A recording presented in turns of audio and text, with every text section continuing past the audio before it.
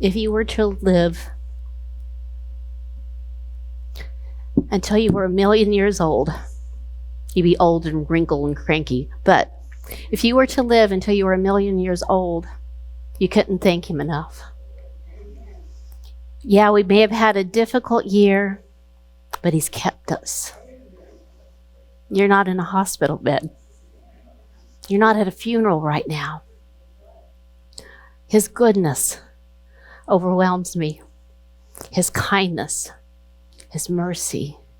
How wonderful it is to serve a God that not only you try to see, but he sees you. You're not lost in the crowd. How wonderful it is to have a God that is holy and pure, that he will still stay in your filthy world and not betray you because you're his child. I'm so grateful.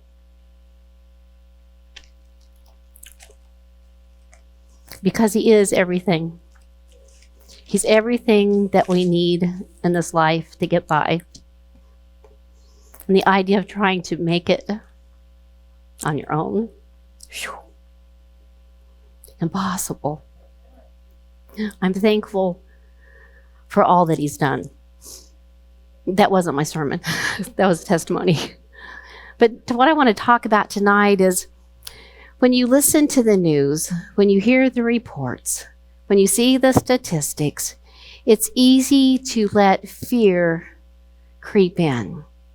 And God knows that as we go through our life, that there was going to be times that if we pay attention to what's going on the outside, that we can become fearful.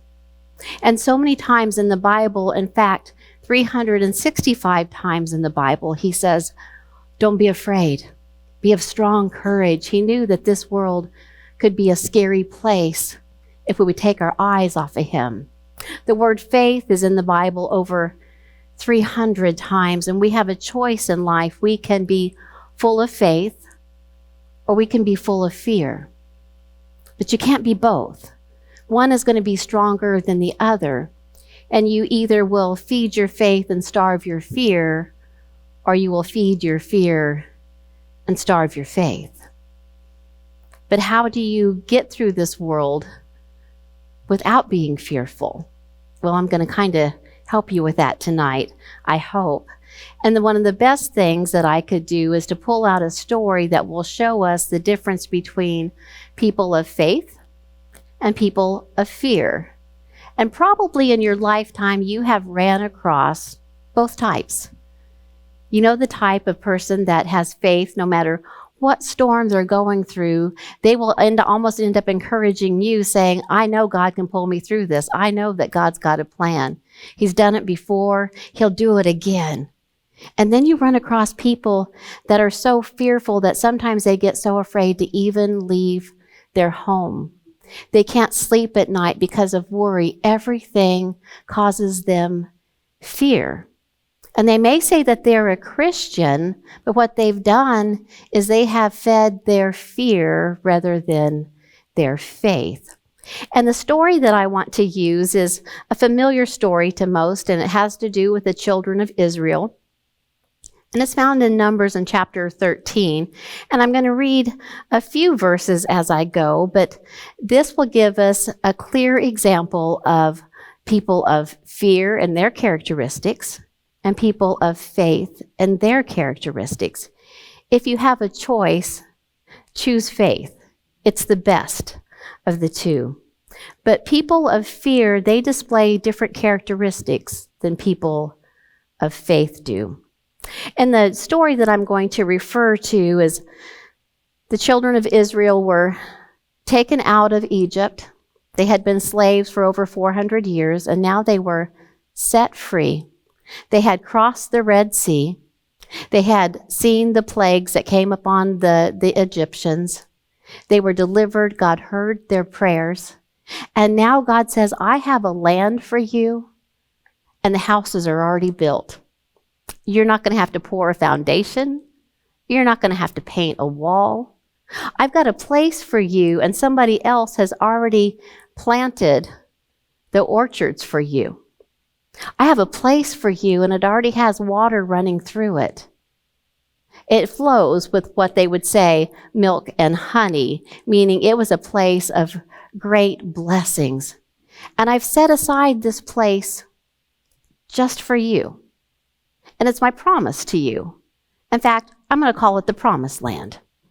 And so they're ready to go into this promised land. They've seen what God has done. They know what God is able to do. And the Lord tells Moses, I want you to send out 12 spies to go in and kind of spy out the land, because he's going to fortify them to go into battle to take this land, but he wants the spies to go in and come back with a report of saying, this is what we saw. Yeah, this is a place that we would want to be. So the 12 spies go, and they come back. And Moses puts them up in front of all of the people. And there's a lot of people. Some say there's 6 million people. I'm not sure. I wasn't there, but I'm going to take their word for it. There was a lot of people. And all of the eyes are on these people because they want to know, what did you see? You were gone for 40 days and 40 nights. What was it like there? Will we like it? Does it have all the things that God has promised us? But the problem is we have 10 people who saw things one way and 2 people who saw things another way.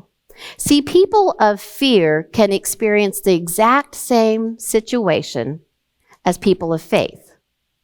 We have a tendency sometimes to think that the people that are full of faith just had it easy.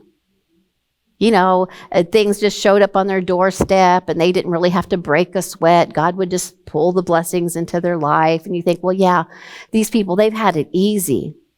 But that's not the case. The difference is how you view it. Have you not gone to hear somebody talk or watch a movie and you saw it one way and the person that maybe went with you saw something completely different and you're like, what movie did you see?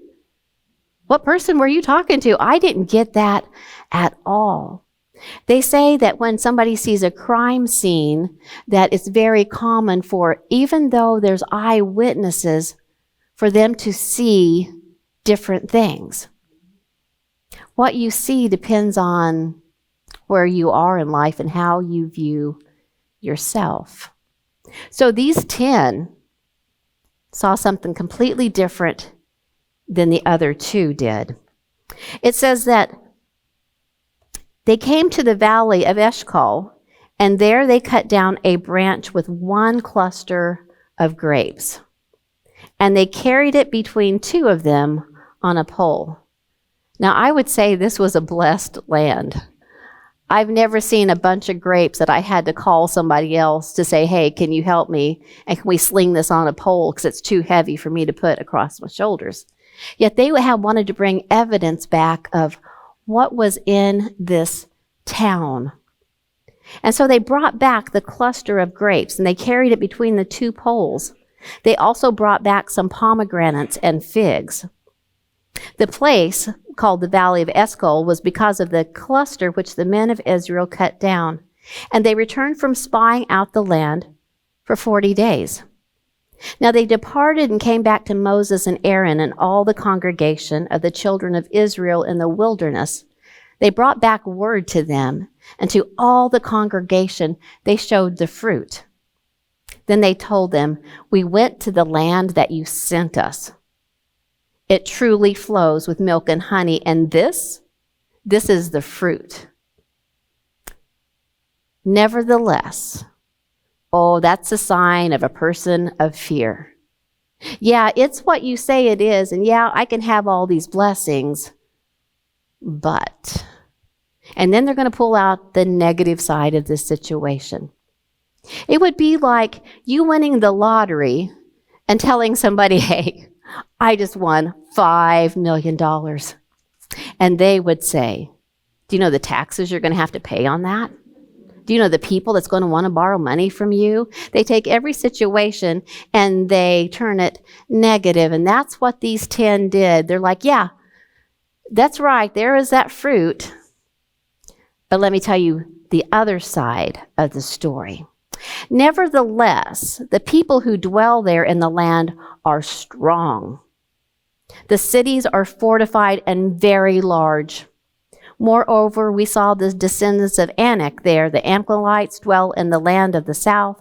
The Hittites, the Jebusites, the Amorites dwell in the mountains, and the Canaanites dwell by the sea along the banks of the Jordan. In other words, this place is packed out, and these people are large. That says something about how they view their self.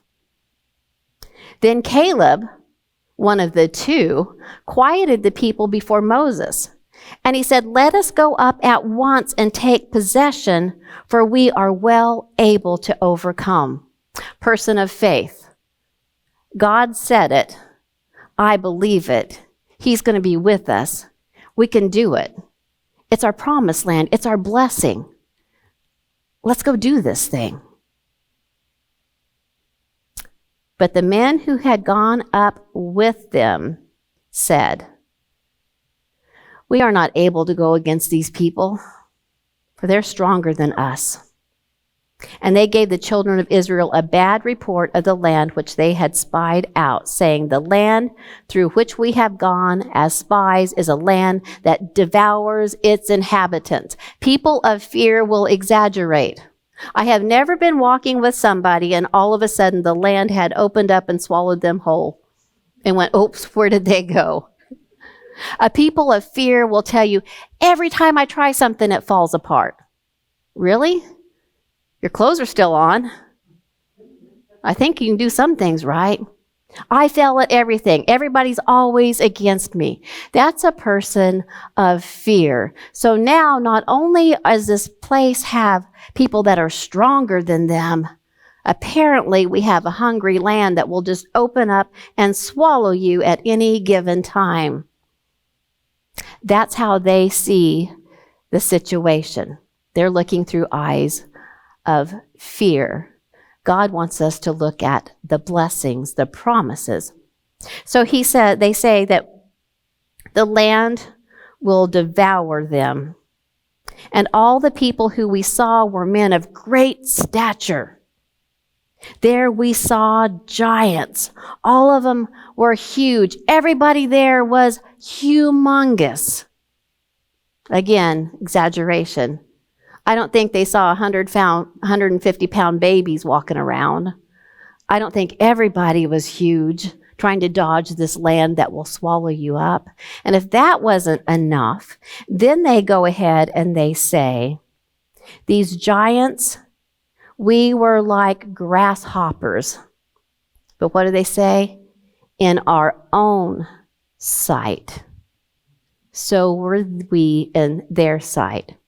So I really don't think that the giants walking around looked down and went, oh, looky there.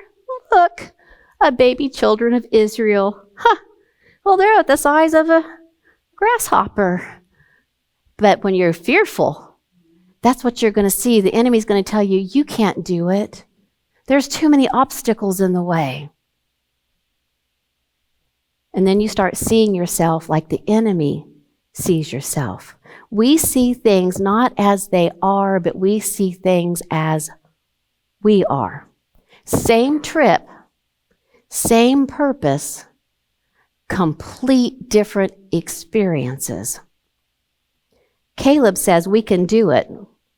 We can get our promised land.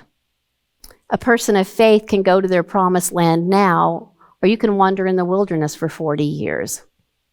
The decision, it's ours. So people of fear have a low self-esteem. They're only believing in what they can do. They forget that they need to believe in their Heavenly Father. So the bad thing about fear is it's contagious. We didn't just have the 10 now. Now, the very next chapter tells me that all of the congregation lifted up their voices and they cried, and the people wept that night. Now, could you imagine 6 million moaning, crying people, all because of a report from people that were filled with fear, and they didn't listen to the ones with faith. We have a tendency to want to believe the negative. That's the enemy. Look for the positive. It says that all the children of Israel complained against Moses and Aaron. The whole congregation said, if we had only died in the land of Egypt, if only we had died in this wilderness. Well, they didn't know, but they were speaking into prophecy because they would be dying in that wilderness. From a certain age up, never saw the promised land. The ones that were the certain age that survived and saw the promised land was Caleb and Joshua, the ones of faith. They even wanted to kick Moses out. They said, let us find another leader. Why did they feed their fear? It's because they forgot what God did for them. So if you want to become a person of faith, remember all that he's brought you through. See, these people, we're not talking about years had passed since God parted the Red Sea. We're talking of a matter of probably just a few weeks. They had forgotten that they were slaves for 400 years. They had forgotten crying out to be delivered and a person coming to deliver them. They had forgotten about the plagues that came upon the earth that God kept them from.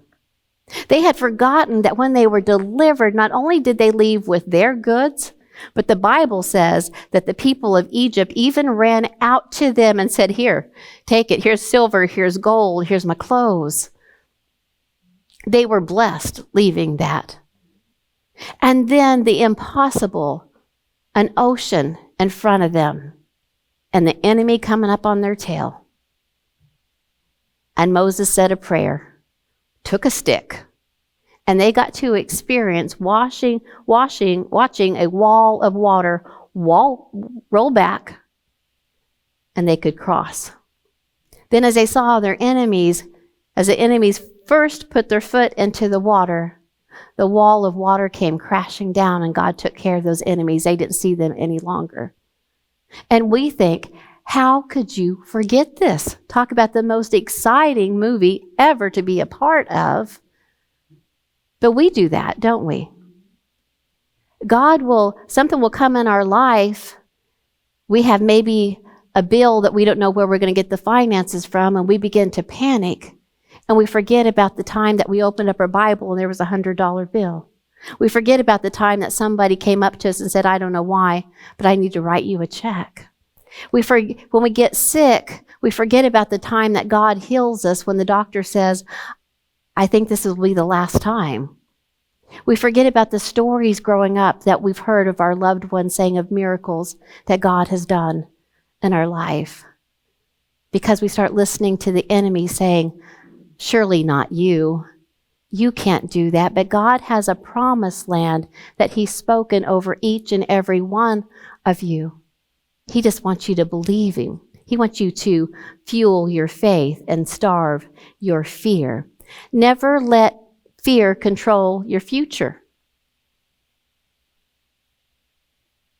Let your faith propel you into the future that God has for you. See, fear will hold you back, and faith will propel you forward. How do you grow your faith? Know that God sees what's going on.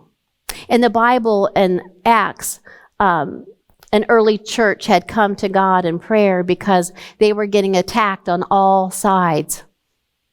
And they went to God and they were feeling a little bit fearful.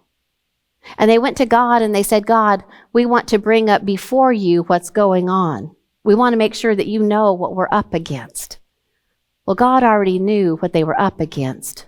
But here's what you need to say when you're feeling a little bit of fear. It's where what's they said. They said, we want you to see what's going on, and we need you to give us some courage. Help us be bold in this situation. Let us see the power of your hand.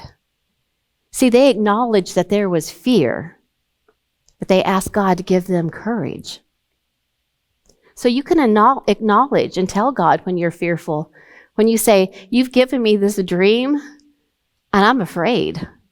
I don't know if I can do it. If you go to God, God sees the situation. He knows the obstacles. He just wants you to depend on him. And ask God, say, give me courage. I don't want to be so fearful anymore. I don't want to worry myself sick. I don't want to toss and turn at night because I can't turn off my mind.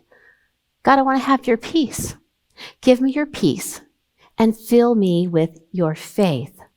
God will give you courage. The other way that you grow your faith is to remember to be thankful for what he's already done. It will encourage your soul. It will enrich your life. And it will open up those gates for God to bless you. Remember what he's already kept you from.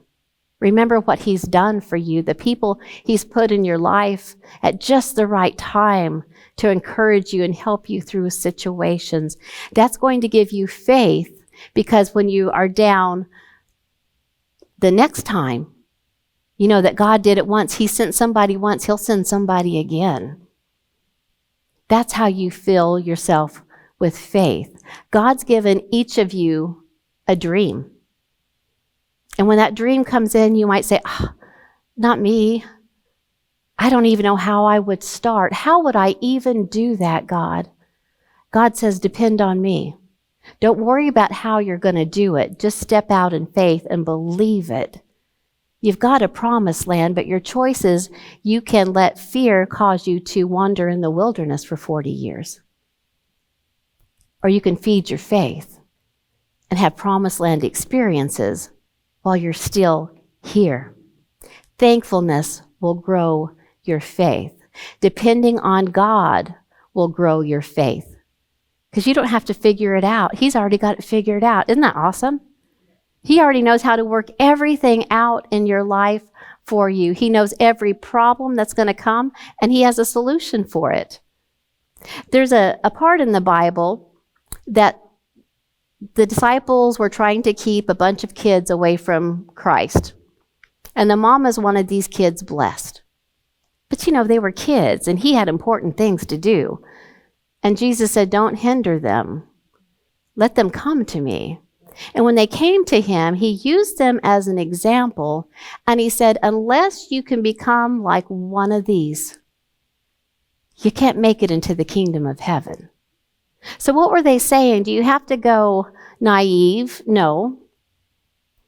What he was saying is a child knows that a child has to depend on somebody bigger than them, stronger than them, to keep them. They're not so full of themselves that they say, hey, Mom, I've got it from here. I know I'm only 5, but I can handle all this. No, a 5-year-old is going to come to its mom and say, I'm hungry. When's dinner? I'm tired. I need some new shoes. Because they're dependent on somebody bigger than them. God knows that when you become dependent on him, then that's somebody he can work with and work through. Because you acknowledge that you don't have to have all the answers. You don't have to have it all together. And it may seem scary where you are. You might be ready to embark on a whole different journey. It may be taking you out of your comfort zone. But I want you to know on the other side of that is where your promised land is. Don't let fear hold you back any longer. If God gave you a dream, God can supply the way for it to happen. Face your fears with faith. Do it not only for you, but do it for others. Because of these 10 wimpy, backboneless guys that were fearful of their own shadow because that's how they saw themselves was inferior, it caused a multitude of people to lose out on their promised land. They weren't crying when they first got there, but by the time these guys stopped talking, they were crying and wailing all night long. They became fearful. So you want to change the people that you come in contact with.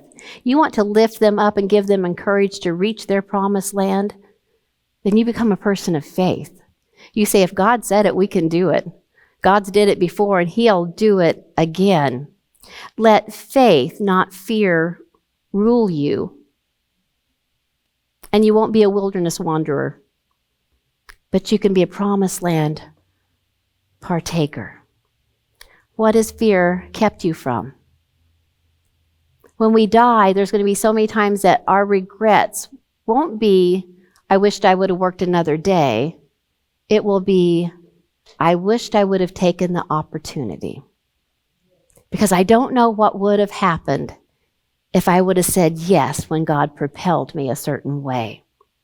Don't let fear stop you anymore. I promise if you try to step out and you're praying for God's guidance and it's not to be, he'll close every single door. But don't you want to at least know? Don't you want to at least try to see if that's what God has for you? Don't settle. See what happened with the children of Israel. They said it's better that we just die here. They settled for less than God's best because of fear. If you want bigger and greater, then don't be satisfied where you are. Say, God, I appreciate the blessings that you've given me, but I think there's something greater that you have in store for me. Don't settle for less than what God has already planned for you. There's a saying that I had read, and I really liked it. And it said, one life will soon be past. Only what's done for God will last. In other words, Jesus says, without me, you can't do anything. When I first read that, I thought, I can brush my own teeth and I don't need you. I can brush my hair. But that's not what he's talking about. He's not talking about just the physical. What he's talking about is he's saying that without me, you can't do anything that's going to have an eternal value, that's going to last. And so while you live here today, when you pour into people and you fill them up with faith, that's an inheritance for you. That's where your treasures are going to be, is up in heaven. See, that's what's going to last. But each of you have words of encouragement that somebody needs to hear. But what stopped you? Fear. Oh, don't talk to them. They're going to think you're crazy saying that. They're not going to listen to you. When you have that thought, you know exactly who's talking to you.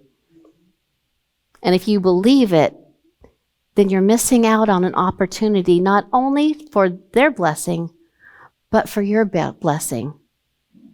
Do it afraid. Say, God, I'm fearful right now, but I'm going to go ahead and do this because I believe that you have set me in this position for a certain reason, and I'm going to ask you to build me up with your faith. Don't let fear rule you any longer. Let faith rise up, and let faith, not fear, control your future. So when you find yourself getting afraid, I want you to stop and think, how are you viewing yourself? Are you viewing yourself as a victorious Christian that because of Christ you can overcome any obstacle? Or are you viewing yourself as somebody that's weak? Look at how you view yourself, because how you view yourself is how you will view every situation that you're in. Talk good to yourself. Build yourself up. Encourage yourself. And say, if God said it, I believe it, and he'll make a way, and I can accomplish great things. But you have to have faith to do it. I hope that this week, as you go through your week, that you'll start to recognize when the enemy starts to push you down. And I hope you'll let that faith rise up inside of you and build yourself up. If nobody else has encouraged you, you encourage yourself. You have to be pretty amazing because God made you, and he only makes masterpieces. He only makes things that are priceless. So you're pretty wonderful. Don't forget to tell yourself that. I think you're wonderful. God bless you.